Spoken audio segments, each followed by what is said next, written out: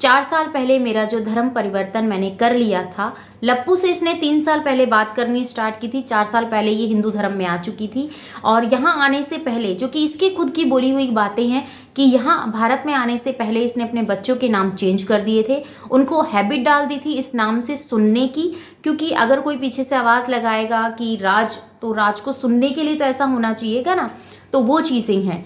तो देखिए, अगर 4 साल पहले ये सब चीज़ें हुई थी, इन्हीं की बात को अगर लेके चलते, 4 साल पहले ये सब चीज़ें हुई थी, तो इन्होंने अपनी एक वीडियोस में सोशल मीडिया पे एक वीडियोस है जो कि न्यूज़ चैनल पर भी पड़ा हुआ है, जिसमें इन्होंने ये कहा था कि हैदर को भेजने के लिए इन्होंने अपने जेवर को गिरवी रखा था, तभी हैदर दुबई गए थे कमाने के लिए। तो कौन सी बात सच है? ये जो बोल रही हैं वो सच है, या पहले जो इन्होंने स्टेटमेंट दिया था वो सच है? तो इस सच का फैसला तो भैया जब अब आप सब जानते हैं सरकार के हाथ में पहुंच गया है, और हमें हमारे कानून पे पूरा भरोसा है कि वो सच्चाई का ही साथ देंगे, और हमेशा से सच की ही जीत हुई है। बेशक थोड़ा सा देर लगी है, पर सच सबके सामने आया है। तो अब सुनते हैं मोमिन मलिक सर की वो बातें जो आप लोग भी सुनना चाहते थे।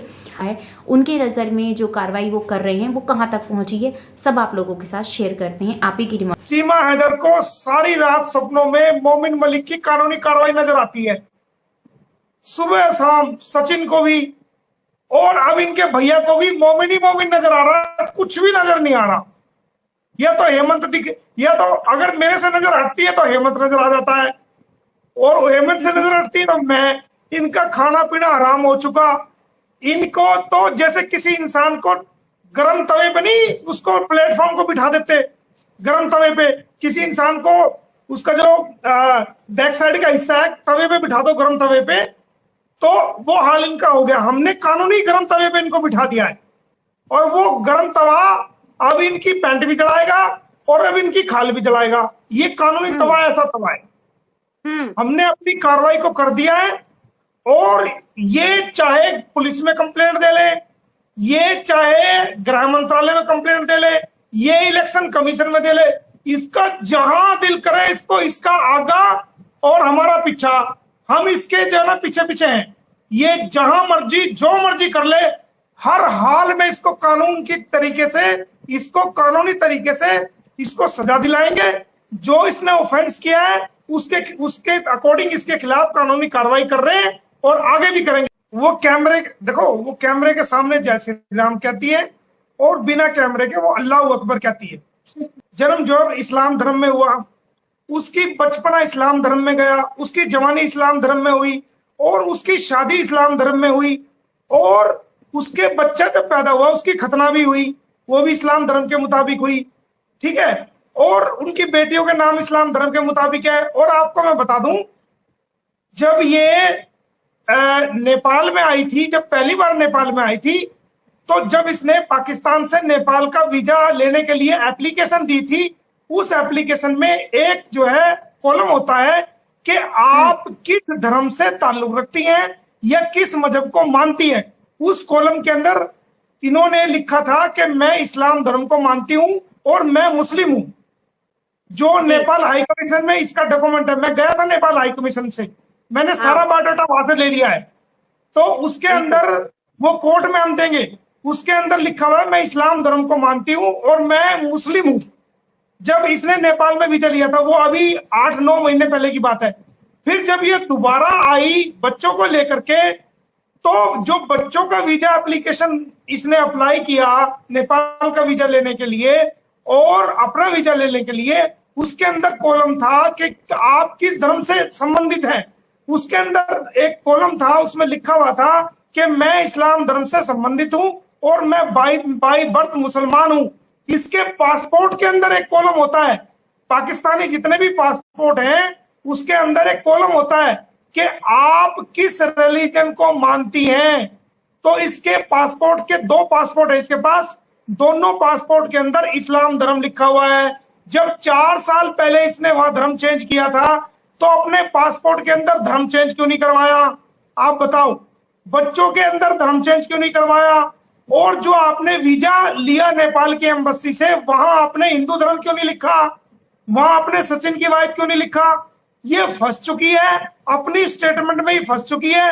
ये एपी सिंह सिर्फ अपनी गर्दन बचा रहा है, कि किसी तरह मैं सीमा को फंसा दूं और खुद बच जाऊं। इससे स्टेटमेंट जारी करा रहा है कि तू ये बोल दे। इसको पता है ना कि एसीबी जांच कर रहा है, इसको ये पता है कि इसको ये बोलेगी कि जी मैं तो वहीं मुसलमान हो गई थी। अगर ये वहां मुसलमान हो जाती, वहां पर हिंदू हो जाती, वहां पर पाकिस्तान में, तो इसके ऊपर आपको पता है कि जो इसके आड़ोसी पड़ोसी कोई तो कहता कि ये मुसलमान हो गई थी, ये कोई तो डॉक्यूमेंट लेके आती कि ये हिंदू हो गई थी।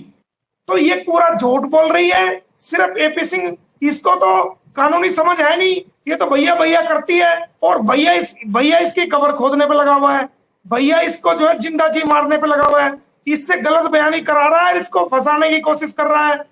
तो इससे स्टेटमेंट इसलिए करवा रहा है ताकि ये बच जाए। कोई धर्म परिवर्तन इसने वहां नहीं किया, यहां किया है। एक तरफ तो कह रही है कि मैंने जी 4 साल पहले धर्म परिवर्तन किया था, एक तरफ ये एक सर्टिफिकेट दिखा रही है जी ये देखो मैंने धर्म परिवर्तन का ये सर्टिफिकेट है, मैंने इसकी वीडियो में देखा। तो एक तरफ तो कह रही हो कि यहाँ मैंने धर्म परिवर्तन किया, ये सर्टिफिकेट है, दूसरी तरफ कह रही हो 4 साल पहले। अरे मेरे भाई, पहले जो झूठे लोग होते थे ना भाई, परमात्मा की कसम वो मर जाया करते थे। आजकल साले झूठे लोगों को बुखार भी नहीं आता। और माननीय न्यायालय ने हमारे तमाम केसेस को सुनने के बाद जो है वो आदेश पारित किया है, इनको नोटिस जारी किया है। और माननीय न्यायालय की कार्रवाई को कोई भी डिपार्टमेंट, चाहे वो इलेक्शन कमीशन है, चाहे वो गृह मंत्रालय है, चाहे जो मर्जी है, माननीय न्यायालय की कार्रवाई को कोई डिपार्टमेंट रोकने की ताकत नहीं रखता, ना उनको पावर है। सर्वोच्च जो है वो हमारे देश में माननीय न्यायालय है। विधायिका, कार्यपालिका और न्यायपालिका, ये 3 सिस्टम है देश को चलाने के लिए। विधायिका कानून बनाती है, न्यायपालिका और जो कार्यपालिका है वो उस पर अमल करती है, और न्यायपालिका उसको इंप्लीमेंट कराती है। तो सर्वोच्च जो मानी गई है वो इंटरफेयर नहीं होता न्यायपालिका में, ना कार्यपालिका इंटरफेयर है, ना विधायिका का इंटरफेयर है। सर्वोच्च जो फैसले माने जाते हैं वो हमारे देश के न्यायपालिका के माने जाते हैं। 9 मुकदमे न्यायपालिका में पेंडिंग है, और आज भी बहुत बड़ी कार्रवाई हुई है, लेकिन मैंने बताया नहीं क्योंकि मेरे पास मुझे ऑर्डर मिलने थे। आज वो ऑर्डर नहीं मिल पाए, मुझे कल या परसों तक मिल जाएंगे, जो मैं आपको एक चौंकाने वाली खबर दूंगा कि माननीय न्यायालय ने क्या ऑर्डर पास किया है। इनको पता लग जाएगा। एग्जीक्यूटिव और कार्यपालिका तो एक ही होगी ना, 3 है। विधायिका जो, जिसमें विधायिका में हमारे विधानसभा आती है, लोकसभा आती है, विधायिका बोलते हैं उसको, यानी कि जो कानून को बनाता है, इंप्लीमेंट करता है, जैसे कि विधानसभा होगी, लोकसभा होगी। जो राजनीतिक सिस्टम है, जो लोकतंत्र में है, जो लोकतंत्र में जो लोग चुने जाते हैं, और वो संसद है हमारी विधानसभाएं हैं, वो एक हिस्सा वो है। दूसरा हिस्सा में है एग्जीक्यूटिव, जिसमें हमारे एसडीएम है, एसपी है और डीसी है और मजिस्ट्रेट है, एग्जीक्यूटिव मजिस्ट्रेट है, जहां पर सरकारी अधिकारी आते हैं, लोक सेवक। वो होती है जो है ना कार्यपालिका, यानी कि एग्जीक्यूटिव। और फिर होती है न्यायपालिका। हाँ, फिर होती है न्यायपालिका, यानी कि न्यायपालिका जो विधायिका हमारी कानून बनाती है, और जो एग्जीक्यूटिव है, एग्जीक्यूटिव उस प्रोसेस को अडॉप्ट करती है, और जो उसका वायलेशन होता है तो उसको हमारी न्यायपालिका उसको इंप्लीमेंट कराती है। ये पहले भी अननेसेसरी जो मेंटेनेबल नहीं थी, क्या हुआ, इलेक्शन कमीशन में गए थे, उनकी फांसी को रोक लिया, सारों को फांसी हुई ना। अब एक बात बताओ, इलेक्शन, इससे ये पूछना कभी मिले तो कि भाई ये बता तू, हिंदुस्तानियों की तू, जो हिंदुस्तान में पैदा हुए, जिनके बाप दादा, उनके परदादा यहीं पैदा हुए और यहीं चिता में चले गए, यहीं दफन हो गए, उनकी औलाद जो भारतीय औलाद है, जो भारत के जो नागरिक है, उनके खिलाफ एक पाकिस्तान ट्रेसपासर्स, जिसका हमारे खिलाफ वो कंप्लेंट देगी, वो भी इलेक्शन कमीशन में। इससे ये पूछना किस वार्ड में और किस मोहल्ले में और किस पर है, किस लोकसभा क्षेत्र के अंदर सीमा हैदर की भारत में वोट है, इससे पूछना। बिल्कुल। अरे निर्वाचन आयोग में तो वही व्यक्ति तो शिकायत देगा जिसका वोट भारत में हो, इसका तो वोट ही नहीं है, ये भारत के नागरिक ही नहीं है, इलीगल है, इसके खिलाफ पर्चा दर्ज हुआ है। दूसरी बात, ना तो मैं चुनाव लड़ रहा हूं, ना ये सीमा चुनाव लड़ रही है, और ना ही एपी सिंह चुनाव लड़ रहा है। तो चुनाव आयोग में तो अगर कोई चुनाव आचार संहिता लागू है और कोई वायलेशन करता है इलेक्शन का, किसी प्रकार की टर्म्स एंड कंडीशन का, उसके खिलाफ से देते हैं। इसमें तो मेंटेबल नहीं है, इसको पता ना सर। असल में ये चुनाव आयोग के का जो मेन गेट है दिल्ली में, उसके सामने से गुजर रहा था। इसने देखा, ओए होए ओए भाई, इसके सामने तो इलेक्शन का टाइम है, बहुत सारे कैमरे वाले लोग खड़े हुए हैं। अब इसने दिमाग घुमाया कि क्या आइडिया लगाया जाए। इसने समझा मोमिन मलिक का आइडिया लगाया जाए, तो उसका नाम दिया जाए।